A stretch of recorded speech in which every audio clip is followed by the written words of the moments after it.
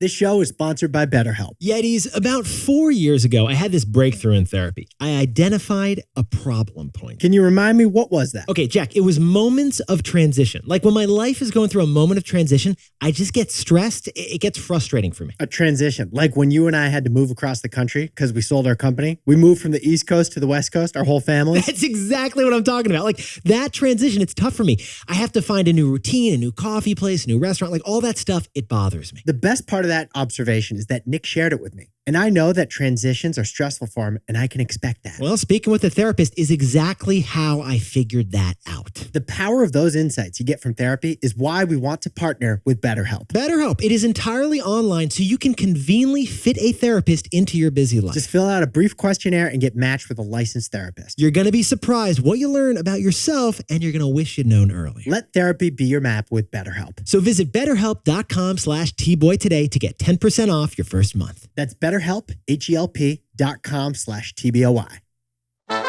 This is Nick. This is Jack. Welcome back. It is Monday, August 14th. And today's pod, it is the best pod yet. It's a T-Boy, baby! Oh, this just smelled like a T-Boy all weekend long. Jack, first story, what do we got on the pod? The biggest spender of the last 20 years is America's universities. Here is why higher education has an even higher price tag. Spoiler, it's the deans. Also, spoiler, it's the esports gamer lounges. And the Italian monasteries for study abroad. And that football coach. For our second story, Target is rolling out curbside Starbucks pickup at 1,700 Target locations. Because Target and Starbucks aren't partners, no, they are lovers. And our third and final story. Have you ever wondered why there's no competitor to Amtrak? Actually, yes, we've all wondered that, Jack. Well, now there is. Get this, Brightline just became the biggest private passenger train in America. But yet, before we hit that wonderful mix of stars. A fantastic mix of stories to kick off the week, Jack.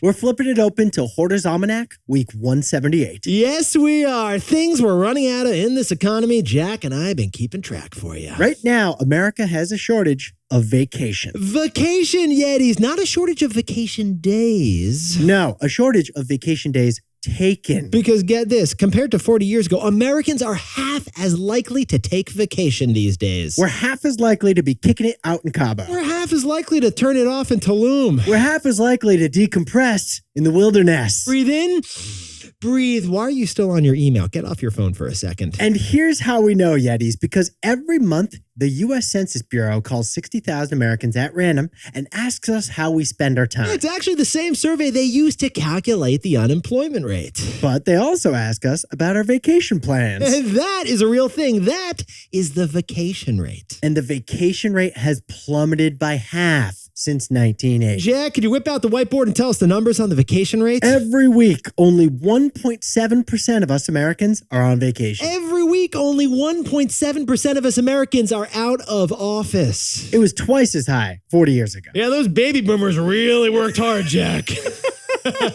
Now, here's why this is so vexing. Because America has a record high number of vacation days. But we're using a record low number of them. Which means Jack and I got to whip up an update for the Yetis out there. For the next 2 weeks, we're taking an annual summer vacation. Yeah, we're going to finish out this week. But after that, our last 2 weeks of August, no daily T-Boy show. We're going to honor Labor Day by not laboring. We're going to fully rest up so we can properly whip up the takeaways for you. That way, we'll have a fully charged best fall yet. But besties, vacation is not till next week. We still got a full week of pods to whip up for you. We still have 5 full days with the Yetis before our vacation. In the meantime, we have all got to reverse the vacation shortage. Let's all say yay to vacay. And then, let's hit our 3 stories. 15 years before this song, 2 boys from the Northeast met in a dorm. They had an idea that caused a cultural storm. It's the best one yet, but the best is the norm. Jack, Nick, that's it.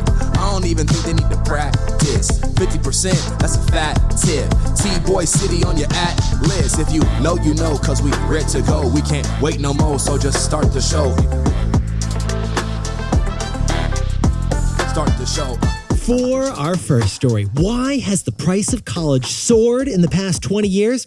The Wall Street Journal just found out. We just got to look into the wild world of university splurging. University splurging. Yetis, the most exciting thing at a college campus right now, it's not the party at SIG-Ep, is it, Jack? It's not the foam party down at the campus whatever. Yeah, it's the construction site over by the quad. Because the Wall Street Journal just finished a massive investigation to figure out why the cost of college in America has risen so damn much in the last 20 years. So the WSJ jumped in T-Boy style to look at the finances of flagship universities in all 50 states from 2002 to 2022. And what did they find? They found an incredible spending problem. Jack, can you take us on down to the University of Kentucky? Down in Lexington, Kentucky, they spend $805,000 to upgrade their campus. $805,000 every day for 10 straight years. And what do they have to show for it, Jack? A video game theater for competitive esports and dorms where every bed has a Tempur-Pedic mattress. Jack, let's head west. Can you take us over to the University of Oklahoma? They purchased a monastery in Italy and spent $14 million to renovate it. Yeah, like they literally redid the frescoes. Don't pit my ride. Pit my library. You cannot go on a campus tour these days without someone walking backwards saying, here's our new space station to the left. That's our Hyperloop. Did Elon pay for that? No, we did. You're going to love the sauna. It's for everyone.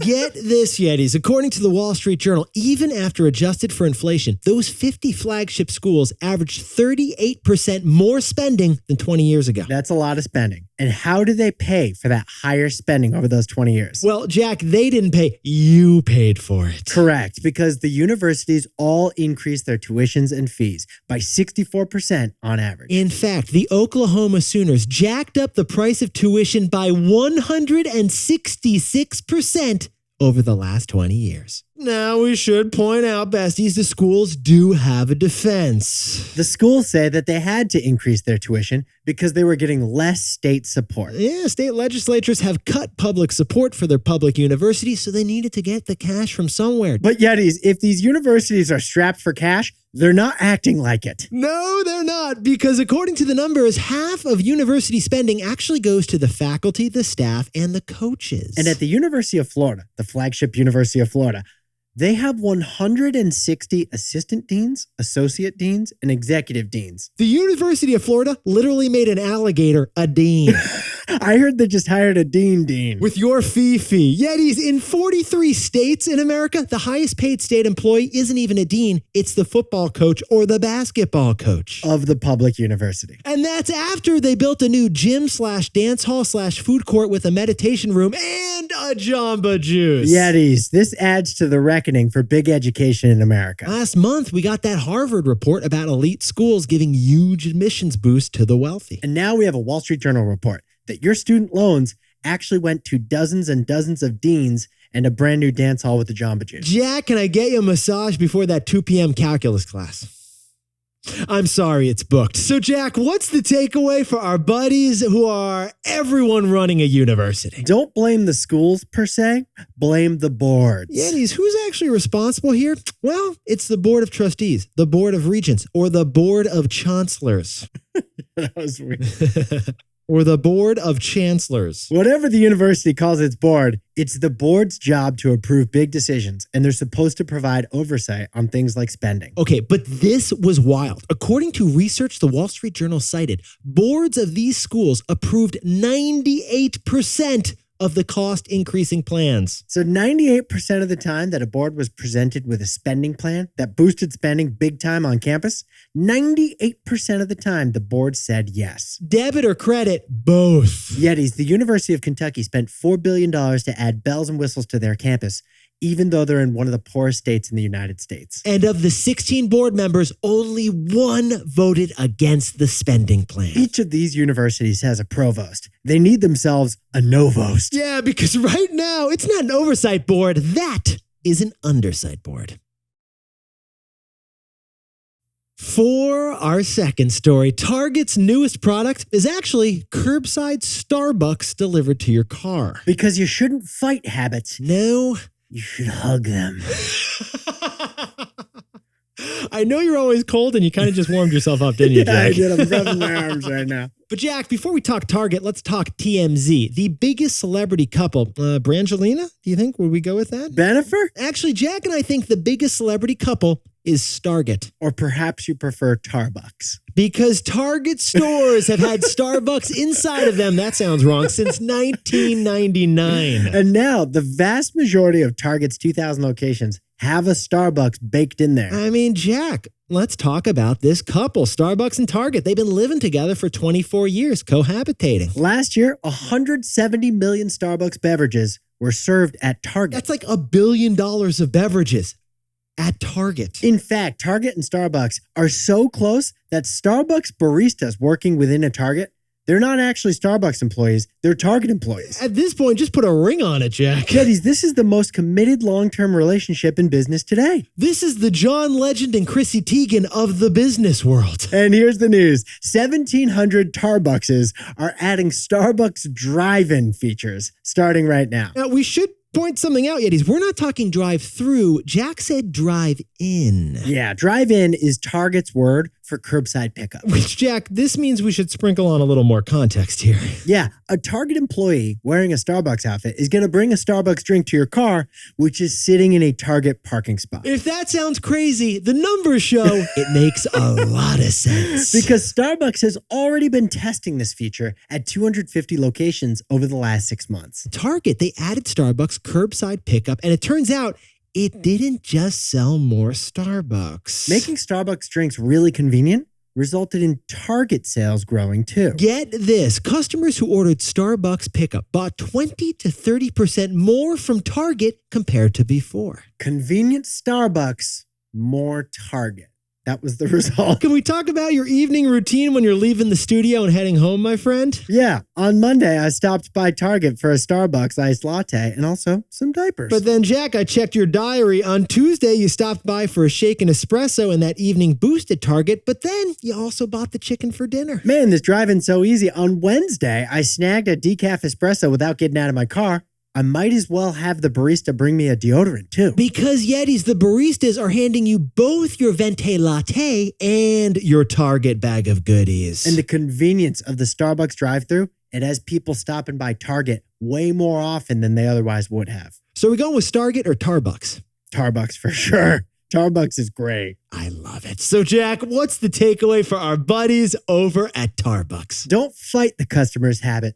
Hug the habit. Yetis, coffee is a daily routine, while shopping is a weekly routine. So Starbucks is a daily habit, while Target is a weekly habit. Instead of fighting or ignoring that behavior, Target is hacking and embracing that behavior. Target was for weekend treasure hunters, but now with Starbucks Drive-In, it can be for daily commuters too. It was a destination, now it's a pit stop. Instead of fighting the customer habit, Target found a way to hug the habit. Sell you a Frappuccino and a cute top. From Tarbucks. Yes! And now a word from our sponsor, Athletic Greens. Lord of the Rings, scene 4, Frodo walks in. Jack, what does he say exactly? One ring to rule them all. By the way, Frodo didn't say that. That was Tolkien. It's like the narrator's line. Well, AG1, it's the one ring thing to rule them all. There we go. We'll roll with that. AG1 is the nutritional supplement that replaces all the other health things we used to take. We're talking vitamins, probiotics, greens, adaptogens. We used to take all of them separately. We tried AG1 because we wanted all that in one scoop. One ring to rule them all. I've poured a scoop into my water bottle every morning for my way to work. AG1, it makes us feel like we've taken care of our minds and our bodies. We're in the best shape to perform this pod. 75 high-quality vitamins, probiotics, and whole food-sourced ingredients you mix into a water for a tasty drink of goodness. So if you're looking for a simpler, effective investment for your health, Yetis, try AG1. You'll get 5 free AG1 travel packs and a free 1-year supply of vitamin D with your first purchase. Go to drinkag1.com/tboy. That's drinkag1.com/tboy. Sunday's dog food. So, Yetis, I don't have a dog, but growing up, I had a lizard, a few lizards, an iguana. It was named Scaly Whaley. But if that lizard were a dog, you would have fed it Sundays, wouldn't you, Nick? Absolutely, Jack. There are so many dog foods out there, but this is the one with the balance that we think works the best. This food is USDA beef, all natural chicken, and they toss in pumpkin and ginger for digestive support. Honestly, Jack, even a lizard would eat that. I would eat that. And you know we're all about efficiency on this show. Well, Sundays arrives with zero prep and zero mess. So it's delicious for the animal, but clean and easy for the human, which is key. Jack actually has a dog. He's been feeding her Sundays for months. months, and River loves it. Nick doesn't have a dog, but he would have fed his lizard Sunday's dog food before he lost it. Before it ran away. Yetis, we worked out a special deal for our dog-loving listeners, 35% off your first order. Go to sundaysfordogs.com/tboy or just use code TBOY at checkout. That's sundaysfordogs.com/tboy. Upgrade your pup to Sundays and feel good about the food you're feeding your pooch. Or lizard. For our third and final story, Brightline just became the new private Amtrak. Private Amtrak? They are building a train from Las Vegas to Los Angeles right now. And they're doing it not by setting a deadline, but by setting a finish line. And we think that is the most exciting part. But Yetis, everybody's got a story about that one time they took Amtrak. I mean, Jack, you got a bad story. Everyone has one bad story. We sat on a railroad in Springfield for 3 hours. We weren't moving. Eventually, they put us on a bus. Yeah, I went to get a sandwich and the sandwich had already been eaten, the one they handed me. But we've also got a lot of good stories, especially on the Northeast Corridor. I went from D.C. to Boston. I had Wi-Fi the whole time. I finished the entire TPS report. Those seats are spacious. And you didn't have anyone from TSA giving you a pat down. Whatever you think of Amtrak, good or bad, there's one thing you should be a fan of. Competition for Amtrak. Competition. Yetis, Congress actually created Amtrak back in 1971, and they set it up as a government-permitted monopoly on passenger trains. So Amtrak has been unchallenged until now. Because now there's Brightline, a private passenger train company. This is the biggest thing to happen to trains since the cool hat the conductor gets to wear. This is like the biggest thing to happen to trains since the caboose. Caboose is such a great word. It just rolls off the tongue. But Yetis, here's what Jack and I found fascinating about this story.